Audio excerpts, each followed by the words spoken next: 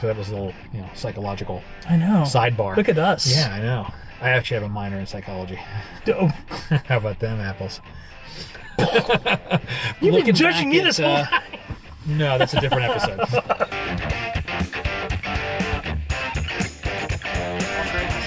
This is our theme song. This is our theme song. Still I told working you on the we theme are song. gonna have a theme song. I'm doing this because I don't have a button to press. And yeah. I'll put up windows because it's going to get loud with those planes flying over. Yes. Man. Well, let's open. So- No, the back one's fine. All right.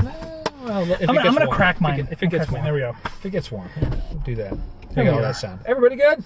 Hey. Everyone comfortable? I am Spencer Pablo. I'm Scott Davenport. Welcome to Photographers and Cars. Newest episode yet. The newest And we're one. Brand spanking. going to talk about, how to describe this. Not being a photo bozo. So, Don't be you and a I photo bozo. were talking about looking at our old work. And Yeah. the word cringe Like fest last week comes even. to mind. No, go back 2 or 3 years, Yeah. and the photos that you thought were incredible, and then yeah. you look at them now, and maybe they're not as incredible as you thought that they were. Yes. Some of them are still great, and some of them are cringeworthy.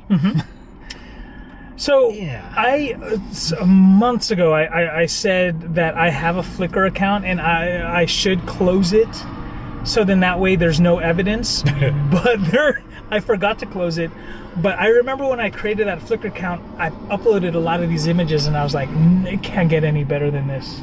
Yeah, I am yeah, so good. Holy moly. Yeah, exactly. Yeah. The skies will part. Angels will sing. What was I thinking? National Geographic will call and ask me to go. Take their next set of photos. The email must have been Yeah. absorbed somehow by the. The only deal I was able to strike with them is that I pay them 12 installments, and they send me a magazine once a month. Oh yeah, Yeah. that's It's a pretty cool. good deal, though. That's nice. So the this got us, kind of just to the point where we should sit down. We should, put this into a show and talk about, looking at your old work and I don't know, realizing that you're going to grow and trying to make sure you grow. And people that don't acknowledging the wanna fact go. that you need to Yeah. grow. Yes. Right. Yes, I mean yes. that's I think that's the key. That's the key part. So we're talking about this. Is it a phenomenon? Well, what do you call it? It's a psychological study, and it's a psychological. I don't want to call it a phenomenon, but it's an observation for sure. Yeah. It's a trend. Dunning-Kruger Dunning-Kruger. is the two psychologists that.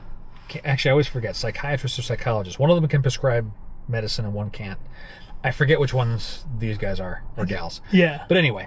I didn't know that. But Yeah, that's a subtle difference. I can never remember which one's which.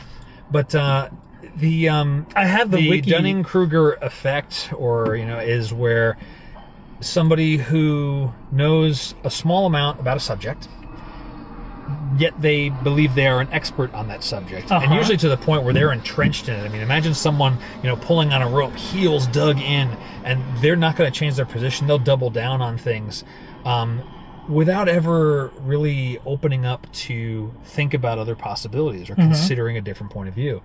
And sometimes we meet people like that, Yeah. photography-wise, and I'll dare to say that there is at least a point in everyone's photographic journey, however brief, that you might feel that. Yeah. Where, Well, yeah. now the Dunning-Kruger because you spoke about 50% about Dunning-Kruger. Okay. So the 50% is you feel that you don't need to change who you are. Right. The other half is that when you start gathering knowledge, you realize there's so much more about you that possibly change is the constant. So the actual, and I'm going to say this as clearly as possible, so then that way there's no confusion. Yeah. Dunning-Kruger effect is a cognitive bias wherein people of low ability suffer from illusory superiority, Yeah, exactly. mistakenly assessing their cognitive ability as greater than it is. And then conversely, I'm gonna turn off my phone, but it's those who then realize that as they gather knowledge, they realize there's so much more that they need to learn. So well, I think that you're implying that second half of Dunning-Kruger, and for someone in the Dunning-Kruger effect, they don't do that second half. Correct. The second half is what, of course, all of you do, because you're watching this show, and assumedly you're learning. You're watching this show because you want to grow and you want to learn, and so that's like I would say the second half is not so much the effect; it's overcoming the effect, breaking out of it, not being captured and captive to it. Yeah, okay, because I was like, wow, which half did I describe? The Dunning part or the Kruger part? Oh, yeah, well, so... I got you now. Yeah, every time I read the definition of that, they talk about those who are brand new think they're so awesome, and then those who are not brand new think there's so much more they have to learn. So that's the... the two halves of... So that's the thing. So, again, kind of bringing it back to photography, so that was a little, psychological sidebar. Look at us. Yeah, I know. I actually have a minor in psychology. How about them apples? But anyway. You've been judging me this whole time. No, that's a different episode. Okay. Yeah, we should talk about that at some point. We'll talk about judging you later. Yeah. No, so you're looking at your old work, and at least for me now, when I think back to, I'm thinking of like photos I took in 2011, 2012. And I was very proud of the work because it was better than anything I'd ever done to that point. Yeah. And I think that was still true if it was the me of 6 or 7 years ago. And now I look at them and it's like, oh my gosh, there is this, man. Let's just call it a target-rich environment for improvement. Yeah. It is. It is kind of a mess. I'm gonna volunteer one of my earlier photos I'm going to embarrass myself, but I'm going to volunteer a photo for this episode. Sure. That way you can see where I've been. Yeah. And the thing about it is it's okay because the net of all of this is that we're always in that spot, right? We're always in, I hope that I'm producing my best work to date now. And I'm going to look back at it. And hopefully what happens is there are more photos that I still appreciate and are good. Yeah. Yet I'm still improving. Yes.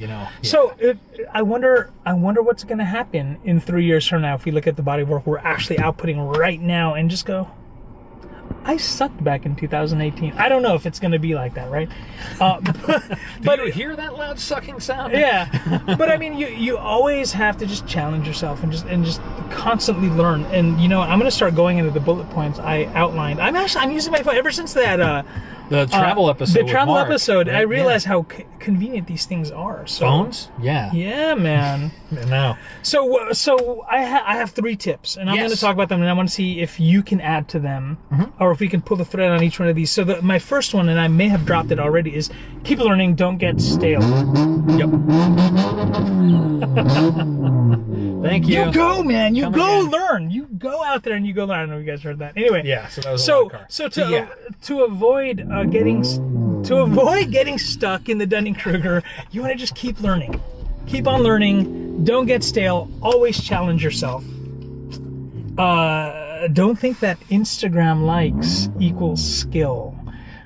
And I would expect people that are watching this video, they totally get that statement entirely. All right, thankfully that guy's left now. Oh my god, yeah. But yes, that is very true. Everybody has seen, someone, whether it's Instagram or Facebook or go back Google Plus, whatever it might be. You see the picture of the cat that everybody likes. Why? Because cats are cute and fuzzy, and people like cats. Sure. It doesn't mean it's a stellar photo. How on earth is this plate of scrambled eggs and sausage getting over 3,000 likes? I don't understand. Sausage. Sorry. Uh-oh. But yeah, exactly. Yes, I mean, likes, social media, I don't want to discount it entirely. It can be an indicator, but it's not an equal sign. Before I get to my third one, I actually want to continue talking about this one a little bit. Yeah. I have met, and I'm not going to drop names, but I have met people who, when they introduce themselves to me, they'll tell me how many subscribers they have on Instagram. Like, hi, I'm Scott, 47,000 subscribers. It's so weird, sort of like that, That's right? Hilarious. And if that is the next thing that comes out of your mouth after your name, to me, it's telling me that you put a lot of value into the amount of likes or the amount of exposure you get. And that skill is like tertiary, if at all, on there, right? And so it's. I want it to be made clear. Just because you have so many likes doesn't mean you have skill. Humble yourself and myself. But conversely, just because you only have a handful of likes, or you don't even have an Instagram or anything like that, doesn't mean you don't have skill either. Don't let them. They're not equal. Ansel Adams never had an Instagram account. Oh, I don't know about that. You should check it out, man. No, I'm just kidding. He never had one. No. So, I had a thought, but I want to wait because it might be your third point. Okay. I don't want to steal your thunder. So what was point number 3? The third one is to ask a photographer, a good photographer, when you respect, for feedback. So it was related to the thing I was going to say. You mentioned about being humble. Like, some of the best photographers that I will see or meet are the most humble people. They're like, yeah, it's okay, or I could have done this better. I don't really like that. And, which I is don't know. perfect. Which is great. That actually shows that they're on that chart. There's a chart. Every time you Google Dunning-Kruger, you'll see a chart. They're a part of that chart, but they're in the chart where they're always challenging themselves, where they operate in this particular skill level, but they think they're down here. And so that means that they're there. They've gone past the whole I'm the best. No I've one seen can that touch me. curve. Yeah, it's like this really high ramp of a bell curve where you think you're great. Yeah. And then on the lower part, and I'm trying to do this from the perspective of the audience, on the lower part is like what your skill level actually is. And your skill level starts to curve up, and then your thought of how good you are, and there's a certain point where they cross, and you think you're worse than you are. Let's drop a chart in. Actually put a chart in. Boom. Look at that chart. Yeah. I gotta get a copyright for that chart. I'll make one. I will make one. I will use Microsoft Excel and all. No, don't mention those names. I mean, I'll Where's the trademark? and make a spreadsheet. Anyway, so that's cool. Yeah. So, but yes, I guess it really circles back to the very beginning thing you said, is like, trying to keep growing as a photographer, and then we should do another show about.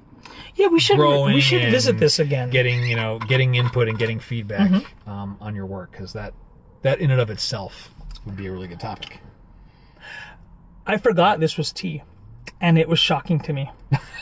Is it bitter or is it sweet? Or it's green tea, but I fully expected water, and I'm just like, oh my god, the water's gone bad. The water has gone bad. On that note, I think that'll probably about do it for this one. Yeah. All right. Man. Well, cool. That was a good topic. Yeah, Dunning-Kruger. All right. Well, let's go. All right. See you next week. Yeah, we'll see you guys. Don't be a Dunning. Yeah.